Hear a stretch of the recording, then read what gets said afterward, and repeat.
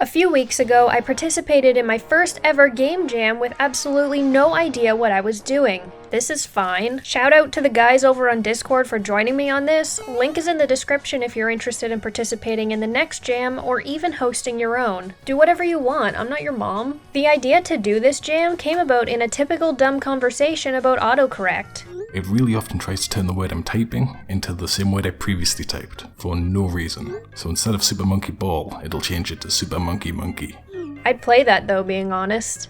What if we remade all of Monkey Ball, but without the ball? So it's a super simple platformer, and we call it Super Monkey Monkey. Let's do it. And thus, Super Monkey Monkey was born. Thanks for watching. No, I'm just kidding. So we set aside a weekend for Monkey Monkey. Your mission, should you choose to accept it, is to penetrate the highly secured Sega archive to retrieve what is known as the Super Monkey Ball. Break II free of his ball prison and make him a 10-level game where he can walk freely. Why aren't you walking? You have 48 hours. To save time, we've chosen your team for you. This message will self-destruct.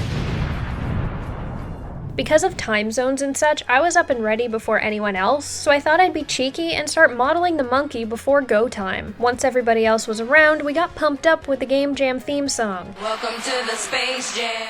After that, it turns out I'm an idiot and the plan was to rip the model straight from Monkey Ball. So... rest in peace, you low-budget monkey. So now I have a proper monkey. Even though we're recreating Super Monkey Ball on the GameCube, II isn't cute, let's be real. But look at this adorable little guy on Wii. It's a shame this cute face was capped at 480p. This guy deserves his 1080p treatment. Aside from those toes. What is that? So yeah, we're taking the Wii one, despite the tumor toes. Thankfully, the game rip already has bones, so my job on the first day was to give him some controllers and do the basic animations. I was to give him an idle, a jump, a walk, a run, a goal animation, and falling to his death.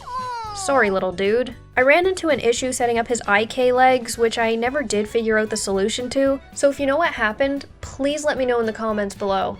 I set the preferred angles on the leg bones, added rotate plane solver IK handles from the hip to his ankle, and then when I tried adding the single chain solver IK handles from his ankle to his foot like I've been doing on some other rigs, his feet freaked out and both twisted in the same direction. Like I said, I never found out why, and when I moved his foot controller it would have a disco dance party, so I ended up brute forcing it and using Animates world space tools at the end of each animation as a band-aid. Meanwhile, Llama was digging through ripped game levels and getting all the assets we need in order, and Balbod was doing boss things? I don't know exactly what he was doing, but I know he was the one keeping us organized, dishing out tasks, and doing the engine side of things, so let's just say he was doing yes things. Back to Broken II, I started simple with the idle. 2 poses looping, some drag, and some offset frames. Can't forget to wiggle those ears and hair sprigs at the end. Time for the walk cycle. His feet were really the only problem here. I just gave him a typical 30-frame walk cycle, giving his hips lots of sway for that extra sass. Next was the run cycle. Again, you could line these poses up to the timing on any run cycle chart. It's the best approach, especially when time is limited. I made sure to give his bum that extra sass, bounced the ears and hair sprig, fought with his feet for a bit, and it was done. Meanwhile, Balbod's Unreal is crashing, and Llama came up with the perfect HDRI. Nice. Then it was jump time. It somehow never occurred to me that a jump animation had to be broken up into 3 parts so the falling part could loop as much as it needed, but now that I've been told, it makes so much sense. There's no way to know how long the player will be in the air for, so I made the takeoff, the falling loop, and landing animations with very little idea of how they'd look in engine and crossed my fingers. Then Balbod decided to leave to get McDonald's but couldn't upload the nuggets to Discord so he didn't share. That one hurt. Next up was the death fall animation. I took the regular fall as a base, deleted everything but the 2 main poses, and reanimated it from there, so all the timing would line up. At this point, Balbod was getting all the assets into Unreal, testing it out with his cute character from his game called Snaps, and honestly, she's so cute in these levels I wouldn't have complained if we kept her. Now it was time for me to animate II's celebration when he reaches the goal. My goal here was to animate something that would be as painless on the feet as possible, but little did I know it would become my magnum opus. That part at the end where he shrinks into nothing will make more sense in the game later. Ben had to call it at this point due to storms in his area, but he did get halfway through some really cool vines that would have looked awesome in the game. Thanks for joining us anyway, Ben. It was fun having you around, and I hope you learned something from it. Now that the animations were done, Balbud was nice enough to share his screen so I could watch him plug them into an animation blueprint. I also learned that Ai has an upper lip bone that gives him the milk mustache look he's always wanted. Good stuff. We made good progress for one day. I started off my morning making a time up animation, which was very simple. I opened up the idle animation from the day before, moved the curves in the graph editor to make his posing sad, and added a head shake on top. Done. Then a wild Balbud appeared and dished out my tasks for the day. I'm going to play the game to check the inputs on controller, rip the game music, build a banana bunch out of the single bananas, because Monkey Balls is just awful, and make the time over animation. After the time over animation, I imported the banana and duplicated around to make the bunch. Beautiful. Now it's music time. Zofar's domain had the OG Monkey Ball soundtrack, so I downloaded that to sift through what we needed. Monkey Ball changes songs every 5 stages, so since we are only making the first 10 levels, we only need 2 songs, plus the title screen theme and the results theme. After further investigating, Monkey Ball 2's theme is a bop, so I'm taking that one instead.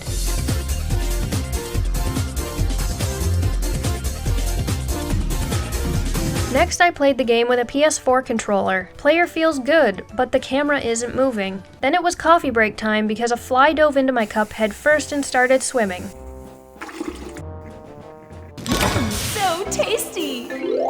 Now it's time for me to learn particles. I had zero knowledge about them, and to be honest, I was pretty intimidated, but I followed this tutorial by Game Study Guide, and it made total sense. I'll put a link in the description if you're curious. I highly recommend it. We only needed 2 types of particles, one of stars for when Ai shoots into space, and confetti to fall from the ball that opens at the goal. They required some basic star and square shapes that I whipped up quickly in Photoshop, and that tutorial got me through the rest. Then we discovered the game rip we stole only has 9 of the 10 levels in it. Level 5 was randomly missing. The heck, guys?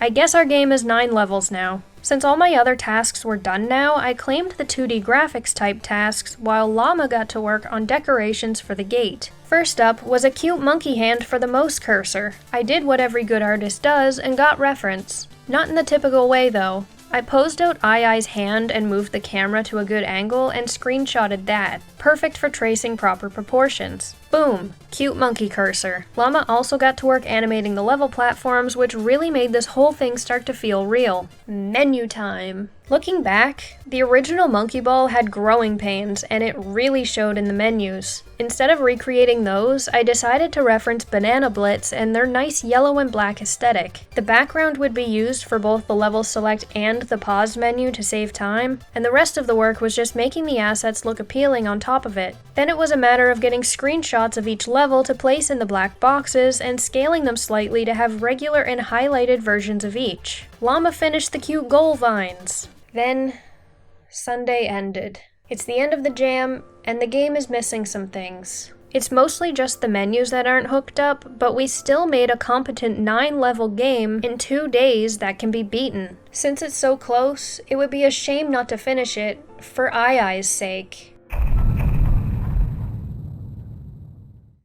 Balbud went to work hooking up the menus while I made a simple congrats screen for when you beat the game. Being a Monday, aka a work day, there wasn't time for anything else, and there wasn't anything else I could even help with on my end. Balbud is a 1-pig army now. Godspeed, good sir.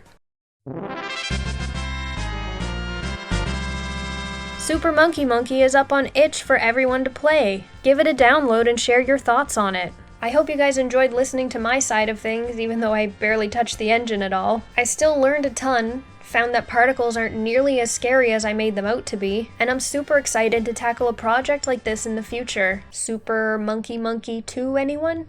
Thanks again to the guys on Discord for taking a weekend for this adventure with me. If you want to join us next time, click the link in the description to join the Discord server. Also in the description will be a link to Balbud's video whenever he gets around to making that about his side of the journey. Leave a comment below if there's something you didn't understand, like and subscribe if you learned something, links to socials are in the description, and remember to pay attention to Ai's sassy butt.